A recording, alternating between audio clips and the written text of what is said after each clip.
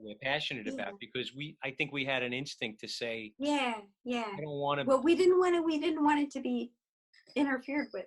You know, that true. Yeah. We know something's coming up that's not us, that's bigger than us, and we don't want to we don't want to get in the way of it, right? I'll admit too that there was probably, with me, it was also by accident. It was probably a lot of the influence of my parents and stuff saying, well, if you go to school, you don't go to school for music.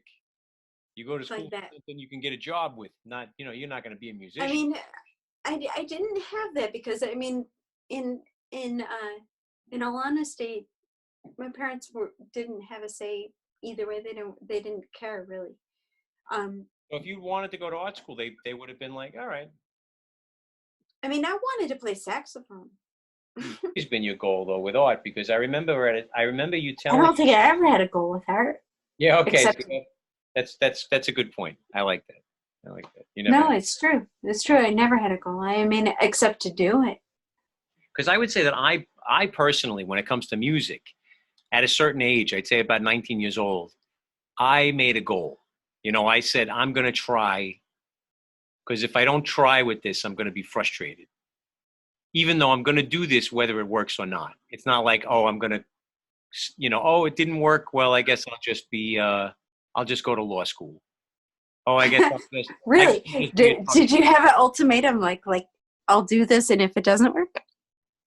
I think at a certain point I did. I think I made a pact with myself to say that, well, if in 5 years nothing was coming to this, like really nothing, that I'd make a decision. I'd go back to school. So what is the something that could come of it? Like what is the line that you drew?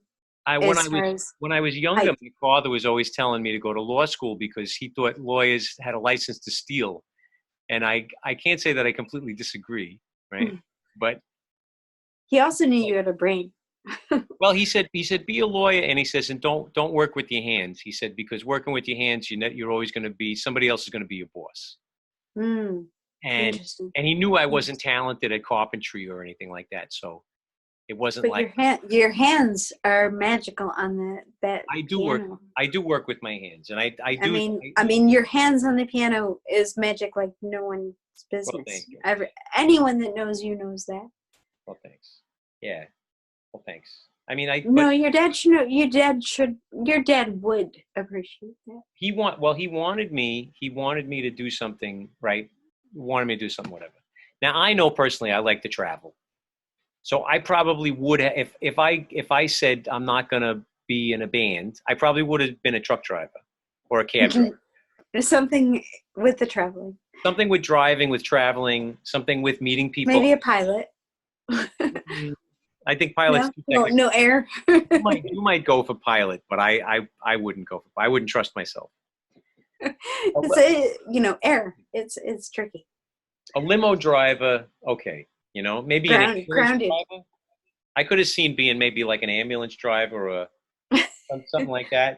I can't see that. Yeah. I'm glad you play piano. Yeah. I mean, but anyway, that's it. This now it sounds like Spinal Tap. Perhaps a haberdasher. But no, the truth of it is that I had a bit of a plan. Now I noticed with you, because you told me about a period in your life where you did art, but when you were on tour with Stomp, where you did art only for yourself, and you did it in such a way that you did it on the backs of paintings in the hotel rooms. Yeah. And then you left it. You discarded it. You'd leave it behind, or you'd throw it away in the morning, or whatever it was. So what I lived on the road with Stomp for many years, and every night I was in a different hotel. And if you ever lived in a hotel, you would know it's like living in Denny's. And Denny's art is horrible. It's like, and Denny's art is like, you got like a placid view of a lake or whatever sediment. Yeah. Anyway, hotel art sucks. Yeah. And so I'm living, this is where I live. I don't want to look at this. And we moved into a place, we would be there for a week, Hmm. or even 3 days. It doesn't matter, but this is where I live. I'm on the road with Stomp was awesome. Hmm. We got to stay in the best hotels in the world. In the world. I Mm. mean, 5-star, forget it. But the art was always awful. Hmm. Always guaranteed awful. I mean, the reason, I mean, what happened at the hotels is while I was there with the bad art, Mm.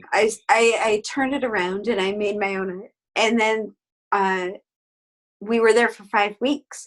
So the other people in Stomp would come to our hotel room and be like, hey, my art sucks in my room, but Yeah. I like yours better. So could you do that in mine too? And so I started to. And what ended up happening is I ended up doing art in all of the rooms. Mm. But I would be like, hey, before you leave, make sure to flip it around so I don't get, fined for, Right. you know, You basing. debasing art in the hotel. Um, Even though it's crap art, whatever, just hide it when you leave. And what ended up happening is years later, I found out because Stomp would play the same hotel year after year. What ended up having is became like a scavenger hunt and be like, hey, is the Wix's art behind what's on the wall? Let's check it out.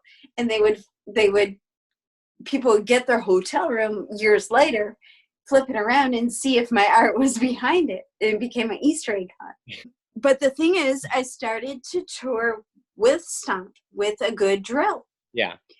And And for what and what I would do is I would, reverse, Mm. and I would undrill the art from the wall, and I would flip it around and I would do my own art.